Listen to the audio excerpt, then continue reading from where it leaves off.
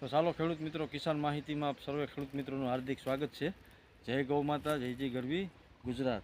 આજે આપણે એક એવો ટોપિક લઈને આવ્યા છે જે હરેક ખેડૂત મિત્રોનો પ્રશ્ન છે અને મારા વિડીયોની અંદર ઝાઝી એવી કોમેન્ટો છે કે ભાઈ આપણે બધી વસ્તુ કરી લીધી છતાં જે કેરીનું બંધારણ થવું જોઈએ ને આ સમયે એ અત્યારે બંધારણ હજી થયું નથી. તો એના માટે હવે શું કરવું, એટલે એના વિશેનો આખો વિડીયો છે, ટૂંકો વિડીયો છે. એટલે ખેડૂત મિત્રો ધ્યાનથી આખો વિડીયો સાંભળજો અને જોજો, એટલે તમને ખ્યાલ આવે કે ભાઈ હવે પછી આપણે સ્ટેજની અંદર શું કરવું. એટલે વિડીયોમાં એન્ડ સુધી બન્યા રહેજો. વિડીયો સારો લાગે તો લાઇક કરજો, શેર કરજો અને સબસ્ક્રાઈબ કરવાનું ખેડૂત મિત્રો ભૂલતા જ નહીં. હવે આપણે આની પહેલાંના આપણી યુટ્યુબ ચેનલમાં ઘણા વિડીયો મૂકેલા છે કે ભાઈ કેરીનું સૌથી બંધારણ એટલે કે મગિયાનું બંધારણ વધારે કેમ કરવું. તો એના માટે આપણે દવાનો યુઝ કરેલો છે, મધ્યાની દવાનો યુઝ કરેલો છે, ફૂગનાશક દવાનો યુઝ કરેલો છે. પછી આપણે ઘણું મગિયો બંધાવવાનું ખાતર આપી અને પાણી આપવાનો પણ યુઝ કરેલો છે. છતાં પણ ઘણા પ્રશ્નો છે કે હું તમને અત્યારે બતાવું મારા જ ફાર્મની અંદર, મારા બગીચાની અંદર કે ભાઈ શું પ્રશ્ન છે. કે હવે તમે જોઈ શકો છો, જરા કેમેરામેન અહીં બતાવીજો કે આખો મોર છે. તો આની અંદર આ એક જ કેરી બંધાણી તમે જોઈ શકો છો, બાકી આમાં કાંઈ છે નહીં. આ ફૂલખણી થઈ ગયું છે કારણ કે આની અંદર આપણે 20-20-0-13 ખાતર નાખીને પાણી આપી દીધું, તમામ દવાનો યુઝ કરી લીધો, ફૂગનાશક. એક આ મોર એવો છે કે આમાં પાછળથી 3 કેરી બંધાણી છે આ નૈવત પ્રમાણમાં. હવે એક આ બીજો મોર તમને બતાવું કે આ ખેડૂત મિત્રો જોઈ શકો છો તમે, આ ખરેખર જોયા જેવો મોર છે કે આમાં બાકી નથી ને એટલો મગ્યો બંધાઈ ગયો છે. હવે આ શેના કારણે બંધાયો હું તમને વિડીયોમાં આગળ કહું છું.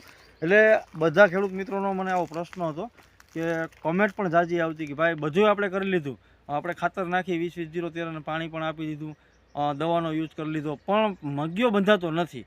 હવે આના માટે શું કરવું. અને ખરેખર આ વર્ષે આંબાના પાકની અંદર આ મોટે પાયે બધા ખેડૂત મિત્રોનો આ જ પ્રશ્ન છે કે મારો જ ખુદનું ફાર્મ છે, હું જ માહિતી આપું છતાં પણ મારા ફાર્મની અંદર મગ્યો માત્ર ને માત્ર 50% કે 40% જેવો મગિયાનું બંધારણ થયું છે. નહીંતર પછી 70 કે 80%નું બંધારણ અત્યારે થઈ ગયું હોય પણ નથી થયું. આનું કારણ શું છે તો કે અમુક ટકા તો વાતાવરણ પણ અનુકૂળ નથી આવ્યું મોરને અને આંબાને પણ, જેના કારણે મગિયાનું બંધારણ એટલે કે કેરીનું બંધારણ નથી થયું. અને બીજું કે હવે આપણી પાસે એક સહેલો ઉપાય છે અને સહેલો રસ્તો છે. હવે જો અત્યારે મારે એનો છંટકાવ ચાલુ જ છે, એટલે સહેલો ઉપાય શું છે તો ખેડૂત મિત્રો આપણે હવે એનો બંધારણ માટે શું કરવું.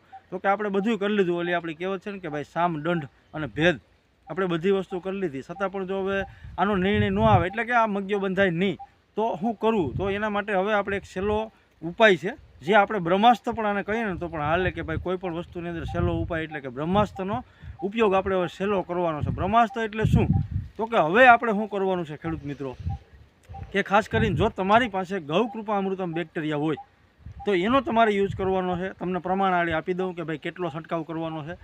ત્યારબાદ આપણે ગાય માતાનું દૂધ અને ગોળ, અને ત્રીજી વસ્તુ આપણે યુઝ કરવાની છે બ્લેક અમૃત.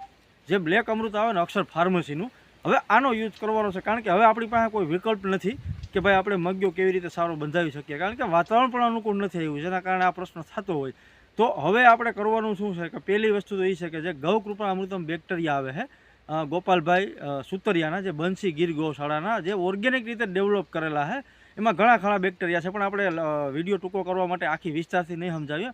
પણ જો આપણા કોઈ પણ ખેડૂત મિત્રો પાસે હોય ગૌ કૃપા અમૃતમ બેક્ટેરિયા તો 15 લીટરના પંપમાં એને તમારે 2 લીટર નાખવાનું છે. હવે ત્યારબાદ આપણે પ્રશ્ન આવ્યો કે ભાઈ ગાય માતાનું દૂધ અને ગોળ, તો આનો કેટલો યુઝ કરવો. તો કે ગાય માતાનું દૂધ છે ને એ 15 લીટરના પંપમાં 200 ગ્રામ નાખવાનું છે ખેડૂત મિત્રો. અને જે ગોળ છે એ પણ 200 ગ્રામનું દ્રાવણ કરી અને પંપની અંદર નાખવાનું છે. હવે આ બંને વસ્તુ કામ શું કરશે કે ભાઈ ઘણા ખેડૂત મિત્રો પાસે ગૌ કૃપા અમૃતમ બેક્ટેરિયા ન હોય તો આપણે ગાય માતાનું દૂધ અને ગોળનો છંટકાવ કરાવીએ. તો કે આ વસ્તુ કામ શું કરશે તો કે ગાય માતાનું દૂધ અને ગોળ આનો આપણે આંબાની અંદર છંટકાવ કરશું એટલે જે કાંઈ આપણા મોર રહી ગયેલા છે જેમાં હજી ફ્લાવરિંગ છે, તમે જોઈ શકો છો કે આ ફૂલ દેખાય છે, અમુક ટકા આમાં ફૂલ હજી 80% હજી ફૂલ બાકી છે, 20% જ આપણો ફૂલ નાશ પામ્યું છે. તો એની અંદર જે મધમાખીનું આવરણ થાય ને એટલે કે મધમાખી નું આવરણ વધારે છે ગોળ અને દૂધનો આપણે છંટકાવ કરશું ને અથવા ગૌ કૃપા અમૃતમ બેક્ટેરિયાનો, એટલે મધમાખીનું આવરણ વધારે થાય.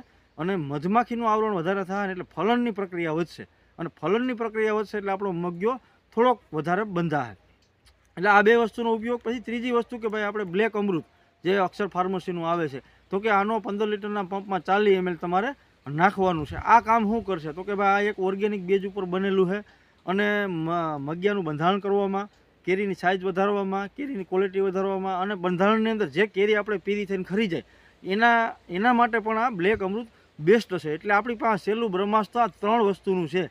જે 2 વસ્તુ તો એવી છે કે આપણે ખેડૂત મિત્રોને જાતે આપણા ઘરે જ મળી જાય છે, આપણે કોઈ ખર્ચો કરવાની જરૂર નથી. અને ત્રીજી વસ્તુ જે આપણે બ્લેક અમૃત છે, આનો તમારે ખેડૂત મિત્રો યુઝ કરીને એક છંટકાવ આપણે આવા સહેલો રાઉન્ડ છંટકાવનો મારવાનો છે, જેથી કરીને જે કાંઈ મગ્યું આપણે બંધાવવાનો હોય અને જે આપણા નસીબમાં છે, બાકી તો જે ભગવાને ધાર્યું છે એમ થવાનું છે, આપણું કોઈ હાલવાનું નથી. એટલે આ વસ્તુનો છંટકાવ કરવામાં આવે તો આપણે હજી મગ્યાના બંધારણની અંદર રિઝલ્ટ મળે. એટલે આ આપણું સહેલી બ્રહ્માસ્ત્રની ખેડૂત મિત્રો વાત હતી. હવે વિડીયો જો સારો લાગ્યો હોય તો લાઇક કરજો, શેર કરજો અને સબસ્ક્રાઈબ કરવાનું ખેડૂત મિત્રો ભૂલતા જ નહીં. જય ગૌ માતા, જય જય ગરવી ગુજરાત.